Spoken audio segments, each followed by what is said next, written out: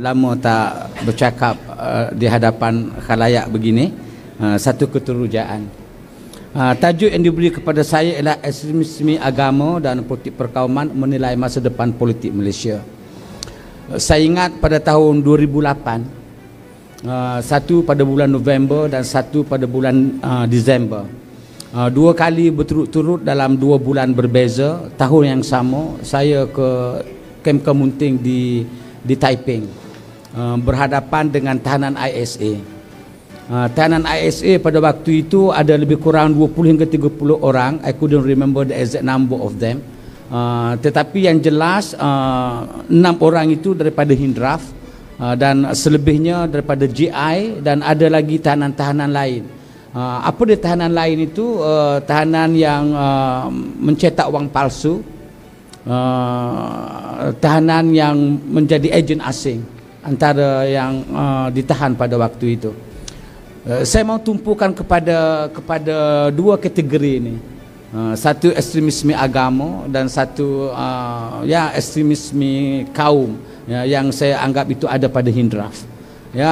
Dan ekstremisme agama itu pada GI. Mereka ni orang Malaysia, GI ini ada orang Indonesia, ada juga orang Filipina, orang di selatan Filipina.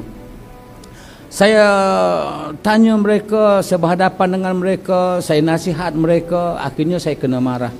You nak bercakap tentang hidup di luar, aman, bebas, jumpa keluarga, so what? You tahu tak tentang perlunya kita kepada negara Islam? Jadi you cakap apa pun mereka akan ke situ. Kita tawar air pun mereka akan keras dengan pandangan mereka. Biarpun bibirnya itu putih, saya tengok macam pucat, macam letih. Tapi begitulah orang yang ekstrim itu, mereka berani sampai ke tahap itu. And I was informed and I was told that 5 daripada mereka itu registered suicide bomber. 5 daripada mereka itu registered suicide bomber. Luar biasa. Sebab mereka tak puas hati banyak. Mereka mahu negara Islam, mereka rasa Islam dilayan tidak adil kerana kemiskinan. Tapi akhirnya apabila mereka terlalu kerap kepada kehendak pada negara Islam ini dengan ilmu yang tidak cukup, saya faham itu adalah penyesatan ilmu. Itu penyesatan ilmu. Begitu juga dengan Hindraf. Mereka ini lawyers. Mereka ini lawyers, orang yang hebat, berilmu, berpendidikan. Dan selepas keluar daripada tahanan itu, 2 daripadanya menjadi adun, 2 daripadanya menjadi pemimpin kita di Selangor ini. Saya faham mereka rasa tidak adil, cruel mereka diceroboh, orang India miskin, ketidakadilan pada kaum mereka itu saya faham. Tetapi saya tinjau lebih jauh juga penyesatan ilmu. Penyesatan ilmu itu apa? Mereka kata bahawa mereka dibawa oleh British, mereka mahu tuntut yang bukan-bukan. Ekstremis ini muncul hasil daripada kita tidak faham fakta yang sebenar. Yang ini yang saya faham sebagai penyesatan ilmu. Saya ingat pada Mei 2002. Mei 2002 saya menghadiri International Conference on Terrorism di University of Madras di Chennai. Pada waktu itu saya hadir dengan 2 orang.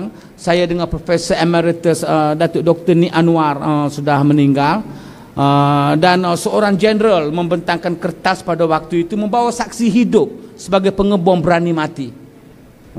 Kita tengok gambar orang yang mengebom berani mati, persediaan mereka nak berani mati, ekstremisme mereka luar biasa. Dia bukan boleh letak-letak bom pergi tekan bom bunuh diri, begitu tidak. Pengebom berani mati di negara luar, di negara luar ini dia ada syarat-syarat yang ketat. Mereka mesti tak boleh kerat kuku, rambut kena jaga daripada gugur, mesti tidak boleh membuat hubungan seksual selama 40 hari. Sebab tempoh 40 hari itu mereka kena puasa. Mereka kena suci diri. Memenuhi syarat ini barulah kumpulan mereka akan menerima mereka sebagai pengebom berani mati. Baru mereka akan letakkan bom, pakai baju putih, kain putih, baru pergi serang kepada tempat yang dituju. Dan itulah ekstremisme yang ada pada mereka yang terlibat dalam perkara-perkara yang seperti ini.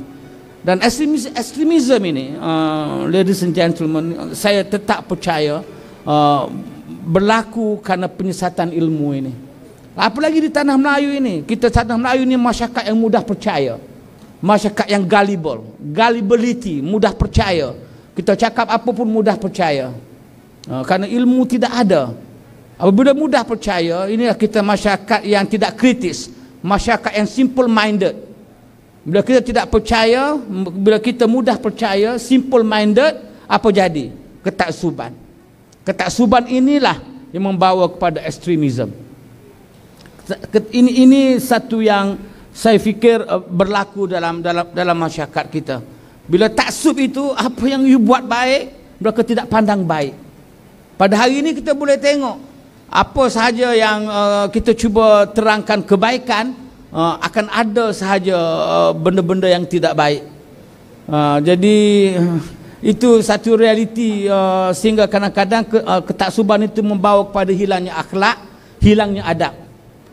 Kita boleh tengok pada hari ini, kalau anak-anak muda khususnya masyarakat TikTok ini, ya, kalau kita tulis sesuatu, pemimpin kata sesuatu, ya, bagaimana pemimpin itu dikeji, diberi gelaran yang pelik-pelik, sehingga kita nak sebut pun tak sanggup.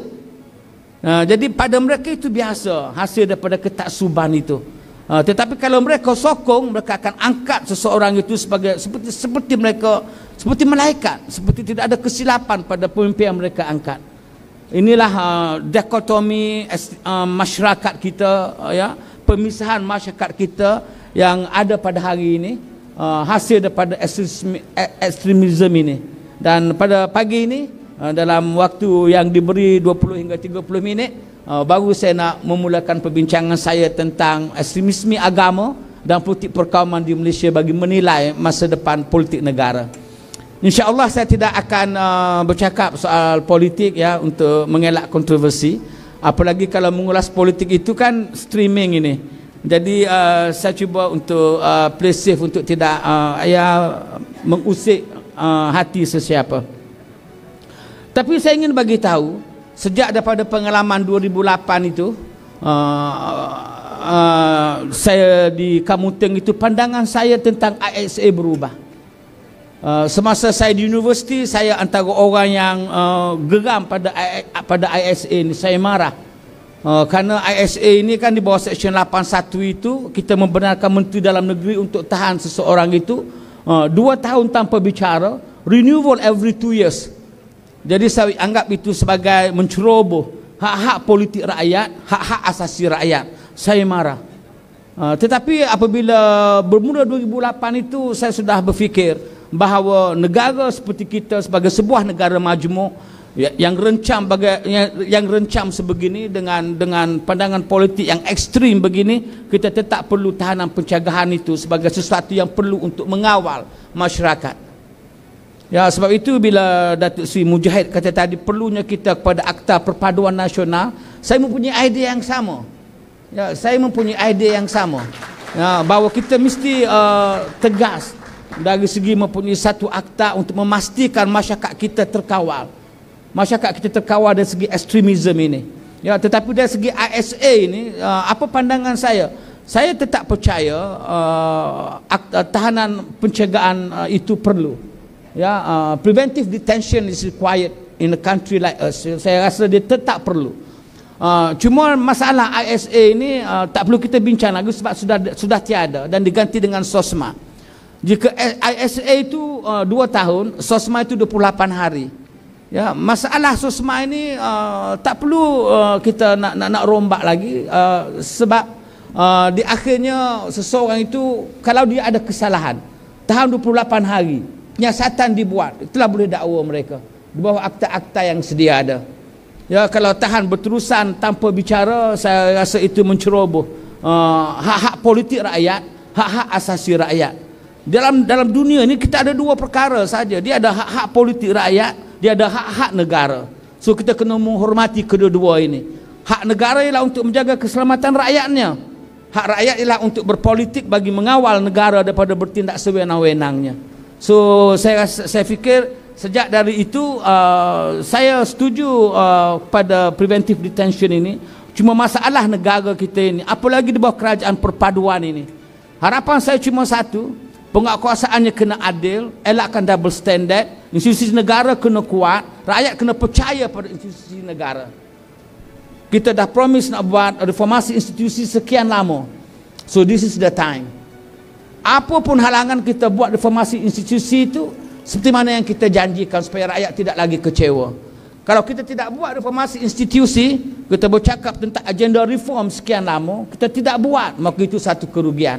Dan saya berharap dan saya yakin insya-Allah ya kerajaan ini faham tentang impian sekian lama itu dan laksanakanlah demi negara. Ya, kalau kita bercakap kepentingan diri peribadi, dia tidak selesai sampai bila-bila. Sebab itu Rousseau bila dia bercakap tentang the general will, dia cakap satu sahaja, jaga kepentingan umum, secara otomatis kepentingan peribadi akan terjaga. Tapi kalau kita jaga hanya kepentingan peribadi, jadi yang lain-lainnya akan terbengkalai. Saya percaya kepada prinsip politik yang sebegitu.